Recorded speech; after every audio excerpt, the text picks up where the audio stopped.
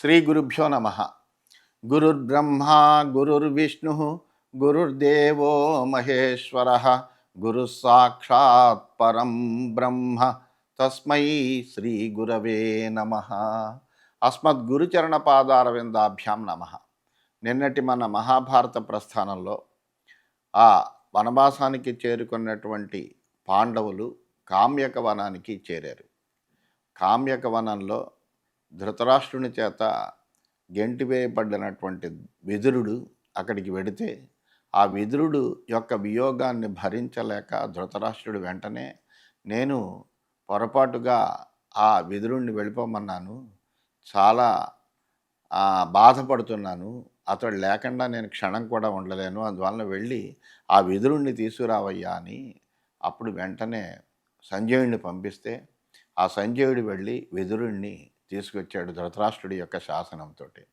అలా వచ్చినటువంటి ఆ విదురుడు ధృతరాష్ట్రుడు మరలి కలిసినటువంటి వాళ్ళై ఒకరికొకరు తాము చేసినటువంటి దానికి క్షమార్పణ చెప్పుకున్నటువంటి వాళ్ళై ఆనందంగా ఉన్న సమయంలో ఈ విదురుడు తిరిగి వచ్చాడు అనేటువంటి విషయాన్ని తెలుసుకున్నటువంటి దుష్టచతుష్టయం దుర్యోధన దుశ్శాసన కర్ణ శకునులు ఏదో రకంగా ఈ పాండవులు ఇక్కడికి మళ్ళీ తిరిగి రాకుండా చెయ్యాలన్న దుర్యోధనుని యొక్క అభీష్టాన్ని నెరవేర్చాలనుకున్నటువంటి వాళ్ళై వెళ్ళి ఆ వనంలోని అరణ్యంలోనే వీళ్ళని సంహరించేస్తే ఇంక ఏ విధమైనటువంటి గొడవ ఉండదు అని ఒక దురాలోచన చేశారు. ఆ దురాలోచనతో వాళ్ళు వెంటనే బయలుదేరి వెళ్ళి రథాల మీద వెళ్ళి ఇప్పుడు కష్టంలో ఉన్నారు, ఎవరు సహాయకులు కూడా లేరు వాళ్ళకి, అందువలన ఇప్పుడు వాళ్ళని గెలవడం అనేటువంటిది మనకు చాలా సులువైనటువంటి పని అని ఈ నలుగురు కూడా రథాల మీద వెళ్ళడానికి ఉద్యుక్తులై ఆ వనానికి వెడుతున్నటువంటి సమయంలోనే వ్యాస భగవానుడు వచ్చాడు. వచ్చి వెంటనే ధృతరాష్ట్రుడి దగ్గరికి వచ్చి ఈ దుర్యోధనాదుల యొక్క దుష్టమైనటువంటి ఆలోచనను చెప్పి ఇది చాలా వినాశకరమైనటువంటి కారణమవుతుంది, పాండవులతో వైరం తెచ్చుకున్నటువంటి వాళ్ళు సత్యవచనులు కాబట్టి వాళ్ళు అన్న మాట ప్రకారం వడంబడిక ప్రకారం వనవాసానికి వెళ్ళారు. అందువలన ఈ వనవాసము అది అయ్యి 13 సంవత్సరాల వరకు మీకు ఏ విధమైన ఇబ్బంది లేదు, కానీ 14వ సంవత్సరంలో వాళ్ళు మీరు చేసినటువంటి దానికి ప్రతీకారం తప్పనిసరిగా చేసుకుంటారు. అందువలన యుద్ధం ఎలాగూ తప్పదు, కానీ నీ దుష్టుడైనటువంటి కొడుకు ఇప్పుడే వెళ్ళి వాళ్ళని చంపుదామనేటువంటి ఉద్దేశంతో వాళ్ళని జయించడం కోసం వెళ్ళాడు, కానీ సర్వనాశనం అవుతాడు ఇప్పుడే.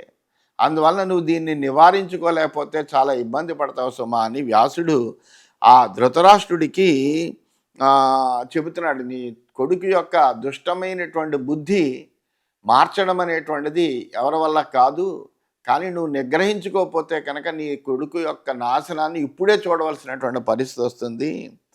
దీనికి దృష్టాంతంగా నేను ఒక విషయం చెప్తాను అని కూడా అతనికి సాంత్వన వచనాలతోటి వ్యాస భగవానుడు ధృతరాష్ట్రుడితో చెబుతుంటే అప్పుడు ధృతరాష్ట్రుడు చెబుతున్నాడు, భగవన్నాహమప్యేతత్ రోచయే ద్యూత సంభవం మన్యే తద్విధినా కృష్య కారితోస్మీతి వైమునే.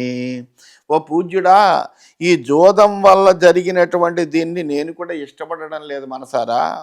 పాండవుల్ని వనానికి పంపించడం అనేటువంటి దాన్ని అంగీకరించలేకపోతున్నాను నేను, కానీ విధి చాలా బలవత్తరమైంది, అందువలన నేను ఈ పని చేశానని భావిస్తున్నాను.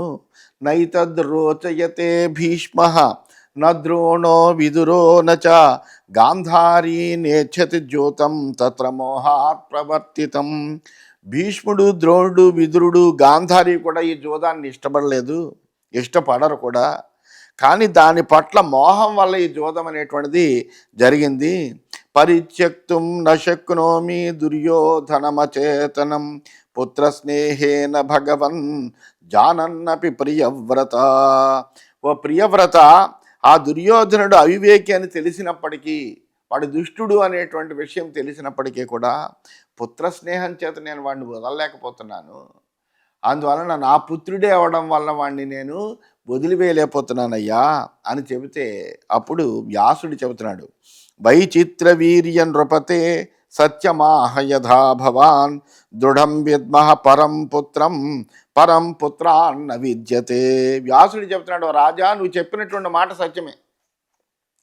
ఎంత దుష్టుడైనప్పటికీ కూడా తన కొడుకుని తానే విదిలిపెట్టడం అనేటువంటిది ఏ తండ్రి కూడా చెయ్యలేడు.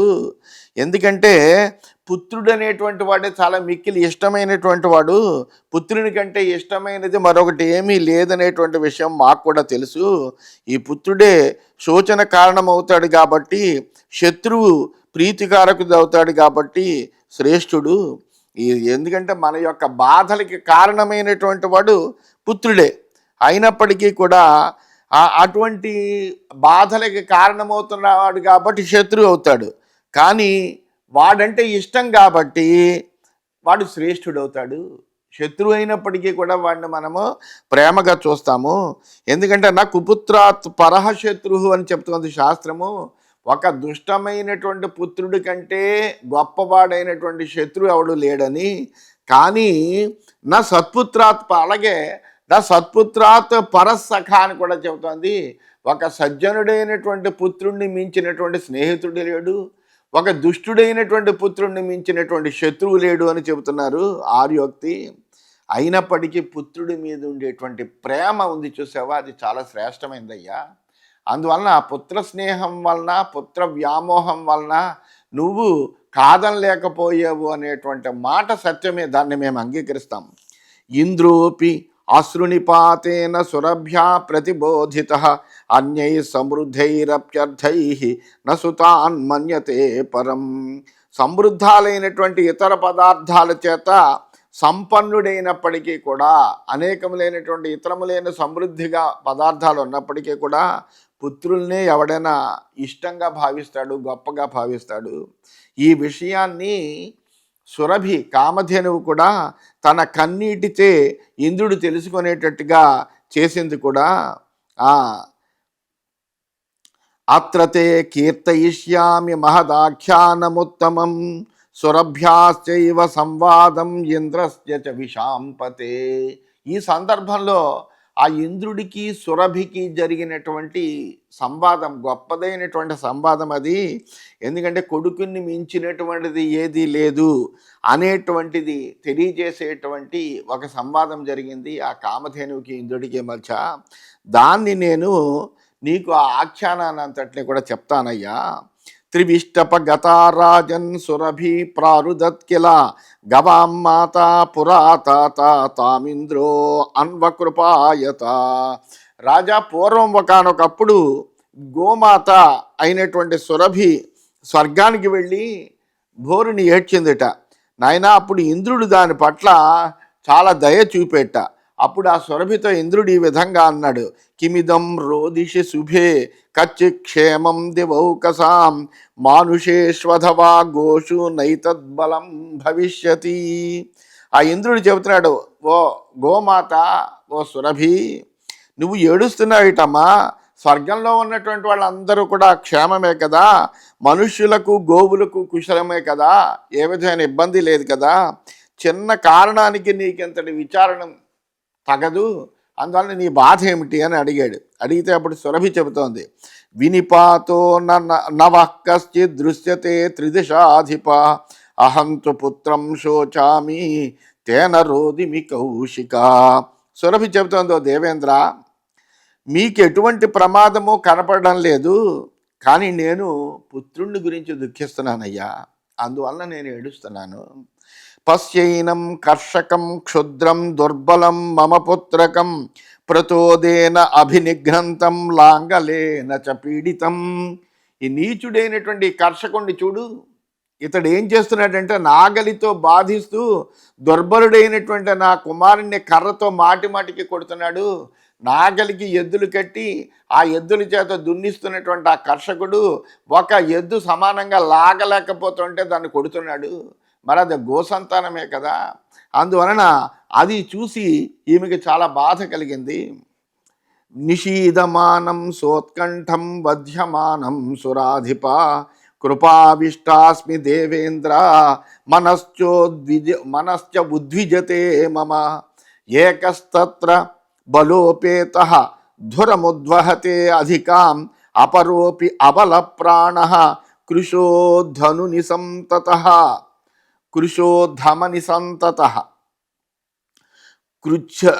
కృచ్ఛ్రాదుద్వహతే భారం తం వై శోచామి వాసవా వధ్యమాన ప్రతోదేన తుద్యమాన పునః పునః నైవ శక్నోతి తం భారం బుద్వోఢుం పశ్య వాసవా. ఓ ఇంద్ర, విశ్రాంతి కోరేటువంటి ఆ గోవుని, ఆ ఎద్దుని ఈ కర్షకుడు కొడుతున్నాడు.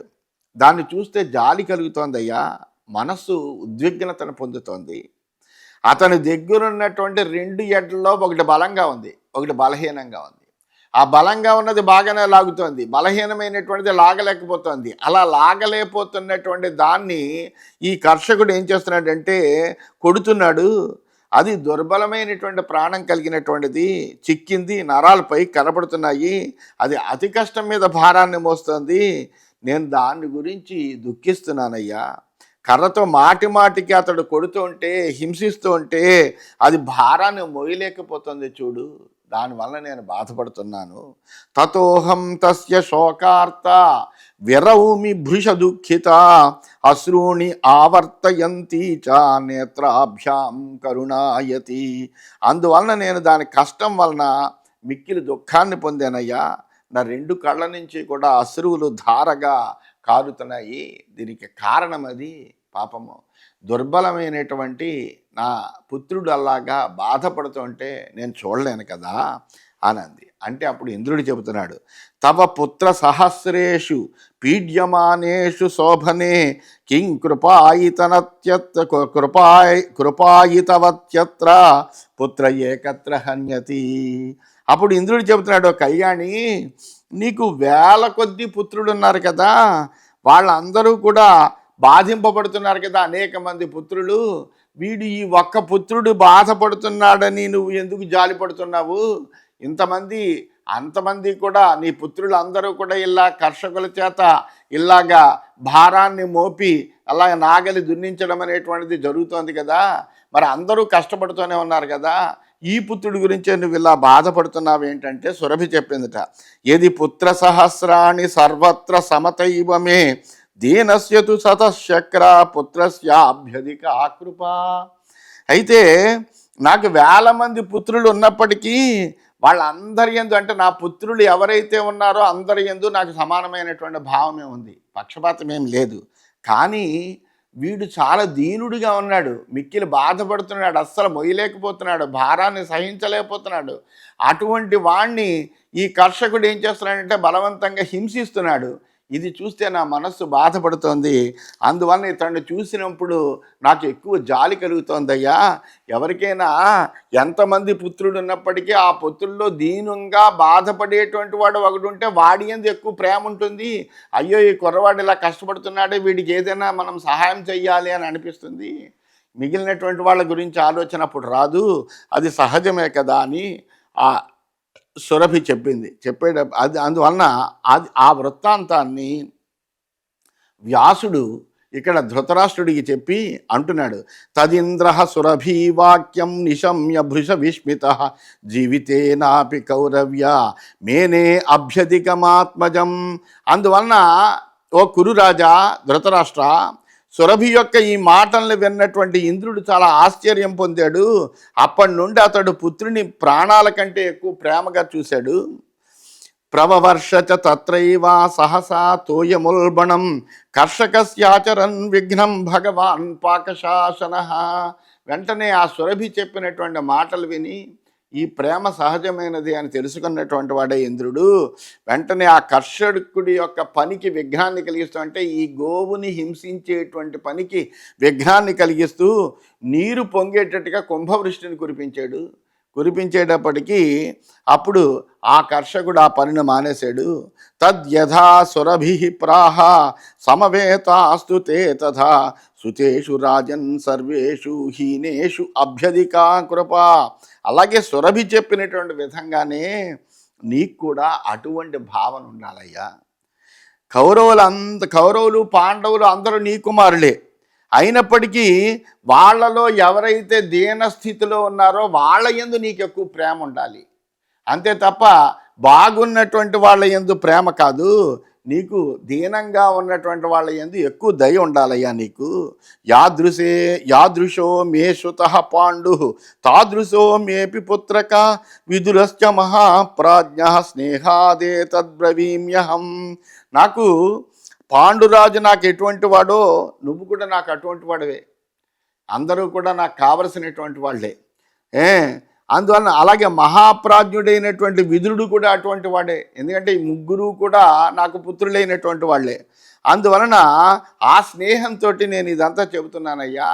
అందువలన ఎప్పుడూ కూడా తన యొక్క పుత్రులందరిలోనూ ఎవరైతే దీనమైనటువంటి స్థితిలో ఉన్నారో వాళ్ళ యందు ఎక్కువ ప్రేమను చూపించి వాళ్ళ యొక్క దీనస్థితి నుంచి బయటపడే విధంగా ప్రయత్నం చెయ్యాలి. అది తండ్రి యొక్క ధర్మం అది. అందువలన నువ్వు ఆ పని చెయ్యాలి. చిరాయ తవ పుత్రాణం శతమేకశ్చ భారత పాండో పంచైవ లక్ష్యంతే తేపి మందాః సుదుఃఖితాః. నీకు 101 మంది పుత్రులు ఉన్నారు. అందువలన ఆ 101 మంది పుత్రులు ఉన్నారు, హాయిగానే ఉన్నారు. వాళ్ళు పాండురాజుకి 5గురే పుత్రులు ఉన్నారు. వాళ్ళు కూడా అమాయకులు, మిక్కిలి దుఃఖంతో కూడా ఉన్నారు ఇప్పుడు ప్రస్తుతము. అందువలన వాళ్ళకి కపటం ఏమీ తెలవదు, కాపట్యం అనేటువంటిది తెలవనటువంటి వాళ్ళు. కథం జీవేయురత్యంతం కథం వర్ధేయురిత్యపి ఇది దీనేషు పార్థేషు మనోమే పరితప్యతే. అలాగే తండ్రి లేడు వాళ్ళకి. అందువలన వాళ్ళు ఎలాగ అసలు ఆ వృధాశూనులైనటువంటి పాండవులు ఎలా జీవిస్తారు, వాళ్ళు ఎలా వృద్ధి చెందుతారు అని దీనులైనటువంటి పాండవుల విషయంలో నా మనస్సు మిక్కిలి పరితపిస్తోందయ్యా. మీరందరూ నాకు సమానమైనటువంటి వాళ్ళు అయినప్పటికీ పాండవులు ఇప్పుడు కష్టాలు పడుతున్నారు. అందువలన వాళ్ళ యందు నా మనస్సు తాపాన్ని పొందుతోంది. యది పార్థివ కౌరవ్యాన్ జీవమానాన్ ఇహేచ్ఛసి దుర్యోధనస్తవ సుతః శమం గచ్చతు పాండవై. కురువంశీయులందరూ సుఖంగా జీవించాలని నువ్వు కోరుకున్నట్లయితే ఓ ధృతరాష్ట్ర, నీ కుమారుడైనటువంటి దుర్యోధనుడు పాండవులతో కలిసి శాంతంగా ఉండాలి తప్ప వాళ్లతో వైరంగా ఉంటే కనుక ఎంత మాత్రమూ మంచిది కాదు అని వ్యాస భగవానుడు ఆ ధృతరాష్ట్రుడికి ఉపదేశం చేశాడు. ఇది శ్రీమన్మహాభారతే వనపర్వణి అరణ్యపర్వణి ఉపాఖ్యానే 9మోధ్యాయ. ఈ విధంగా శ్రీమన్ మహాభారతంలో వనపర్వంలో, అరణ్యపర్వం అనే ఉపపర్వంలో, సురభి ఉపాఖ్యానం అనేటువంటి 9వ అధ్యాయం పూర్తయింది. 10వ అధ్యాయంలోకి మనం ప్రవేశించాం. ధృతరాష్ట్ర ఉవాచ. ధృతరాష్ట్రుడు చెబుతున్నాడు. ఈ మాటలన్నీ శ్రద్ధగా విన్నాడు వ్యాసుడు చెప్పిన మాటలన్నీ. ఆ విన్నటువంటి వాడైనటువంటి ధృతరాష్ట్రుడు ఈ విధంగా మాట్లాడుతున్నాడు. ఏవమేతన్మహాప్రాజ్ఞ యథా వదసి నో మునే అహంచైవ విజానామి సర్వే చేమే నరాధిపాః. మహాప్రాజ్ఞ, నువ్వు చెప్పిందంతా సత్యమే, అందులో ఏమీ తప్పేం లేదు. ఆ విషయాలన్నీ నాకు కూడా తెలుసు. ఇక్కడ ఉన్నటువంటి ఈ రాజులందరికీ కూడా విషయాలందరూ అన్నీ కూడా తెలుసు. భవాంశ మన్యతే సాధు యత్కురూణాం మహోదయం తదేవ విదురోప్యాహ భీష్మో ద్రోణశ్చ మామునే. నువ్వు కూడా ఈ కురువంశీయులందరి యొక్క అభివృద్ధిని సమానంగా కోరుతున్నావు, బాగుంది. అలాగే అదే విధంగానే విదురుడు, భీష్ముడు, ద్రోణుడు వీళ్ళందరూ కూడా అలాగే కురువంశీయుల యొక్క అభివృద్ధిని కోరుతున్నటువంటి వీళ్ళందరూ కూడా నాకు చెప్పారు. యది త్వహం అనుగ్రాహ్య కౌరవ్యేషు దయాయది అన్వషాధి దురాత్మానం పుత్రం దుర్యోధనం మమ.